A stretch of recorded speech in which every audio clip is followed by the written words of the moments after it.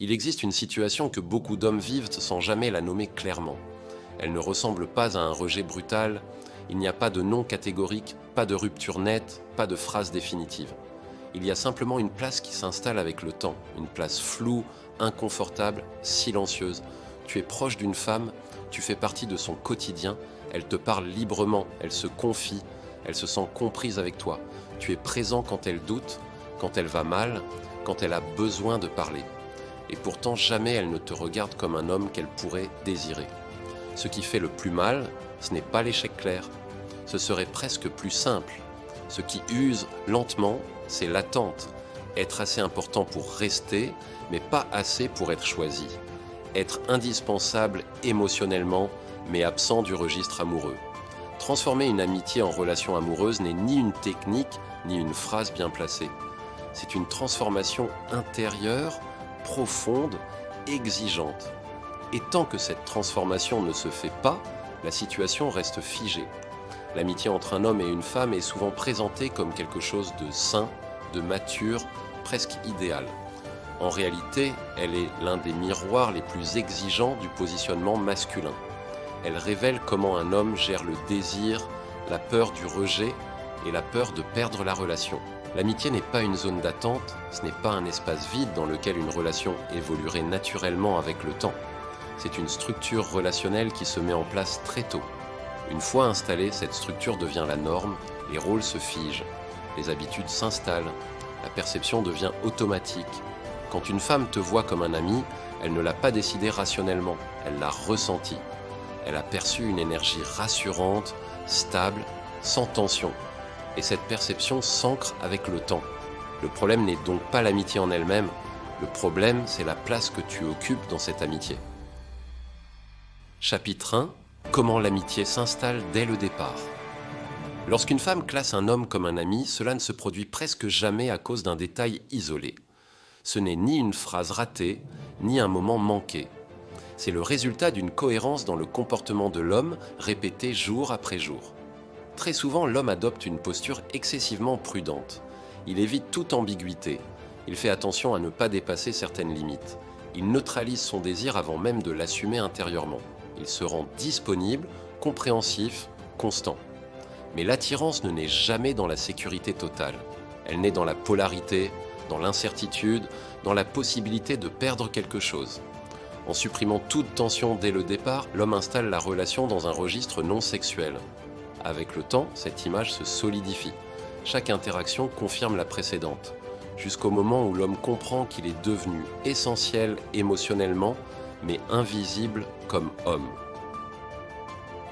Chapitre 2. Le désir caché et la dissonance intérieure.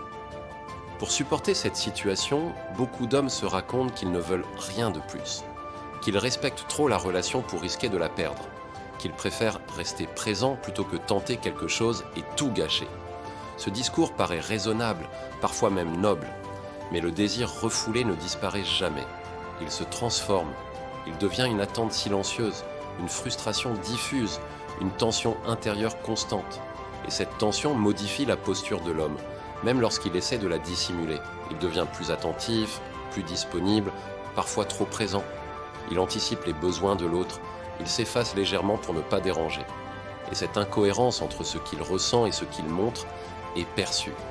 Une femme ressent quand un homme n'est pas aligné. Même sans pouvoir l'expliquer, elle sent que quelque chose ne sonne pas juste. Et cette dissonance bloque toute attraction saine. Chapitre 3.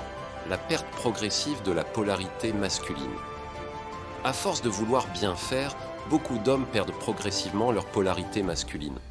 Cela ne se produit pas brutalement. C'est un glissement lent, presque imperceptible. Ils commencent par ajuster leur emploi du temps, puis leurs priorités, puis leurs décisions émotionnelles.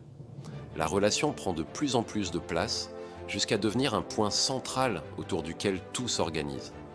À ce stade, l'homme n'est plus perçu comme quelqu'un qui choisit d'être là, mais comme quelqu'un qui a besoin d'être là. Et ce basculement est décisif, car le désir naît face à un homme ancré, autonome, orienté, pas face à un homme qui se définit uniquement par la relation. La polarité masculine ne réside pas dans la domination, elle réside dans l'axe intérieur. dans la direction, dans la capacité à avancer dans sa propre vie sans se dissoudre dans celle de l'autre. Quand cet axe disparaît, le désir disparaît avec lui. Chapitre 4. Le piège de l'attente et l'illusion du temps. Beaucoup d'hommes s'enferment dans l'idée que le temps jouera en leur faveur, qu'en restant patient, constant, présent, la relation évoluera naturellement. Mais une relation stable, sans tension, est une relation immobile. Le temps ne transforme rien lorsqu'il n'y a aucun déplacement intérieur. Tant que l'homme occupe exactement la même place, il obtient exactement le même résultat. L'attente devient alors une stratégie inconsciente pour éviter de se positionner clairement. Plus le temps passe, plus l'homme investit émotionnellement sans retour. Et plus il devient difficile de sortir de cette posture sans remettre en question tout l'équilibre construit. L'attente crée une inertie puissante, presque paralysante. Le changement ne vient jamais du temps qui passe, mais du moment où l'homme décide de reprendre la responsabilité de sa position. Chapitre 5. Changer le cadre pour modifier la perception. Les mêmes discussions, les mêmes lieux, les mêmes moments produisent toujours la même lecture de la relation. Tant que le cadre ne change pas, la perception reste figée. Changer le cadre ne signifie pas faire une déclaration brutale ou forcer une discussion. Cela signifie modifier la nature même des interactions. Proposer un contexte différent, un espace qui ne correspond plus au registre amical habituel. Ce changement agit directement sur la perception. Il oblige la femme à ressentir l'homme autrement sans qu'il ait besoin de s'expliquer. Le cadre crée une tension naturelle parce qu'il rompt avec l'habitude et introduit de la nouveauté. C'est souvent ce déplacement simple mais réel qui ouvre une possibilité là où il n'y avait que de la routine. Chapitre 6. Assumer le risque de la clarté. À un moment donné, rester dans l'attente ou se positionner devient un choix conscient. Beaucoup d'hommes préfèrent ne rien faire, car cela semble moins douloureux à court terme. Mais à long terme, cette posture détruit l'estime de soi. Rester sans se positionner crée une fracture intérieure. L'homme ressent quelque chose mais montre autre chose. Et cette fracture finit toujours par se manifester. Dans la posture, dans la voix, dans le regard. Assumer le risque du refus n'est pas une humiliation. C'est un acte de maturité. Une réponse claire, même négative, est toujours plus saine qu'une attente interminable. Elle permet de retrouver une cohérence intérieure et de reprendre sa trajectoire. Chapitre 7. Dignité, lucidité et capacité à partir.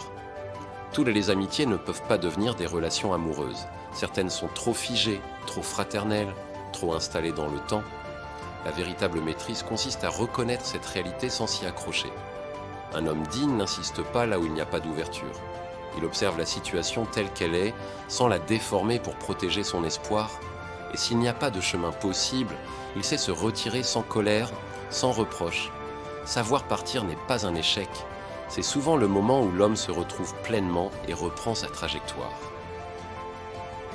Conclusion. Transformer une amitié en relation amoureuse n'est jamais garanti. Et ce n'est pas le véritable enjeu. Le véritable enjeu, c'est de rester aligné avec soi-même, de ne pas se trahir par peur de perdre. Certaines relations évolueront, d'autres non. Mais un homme qui se respecte, qui se positionne et qui reste fidèle à lui-même, ne perd jamais vraiment. Il gagne en clarté, en solidité intérieure et en dignité. Si cette vidéo t'a parlé, abonne-toi à la chaîne et dis-moi en commentaire si tu as déjà vécu une amitié qui aurait pu devenir autre chose.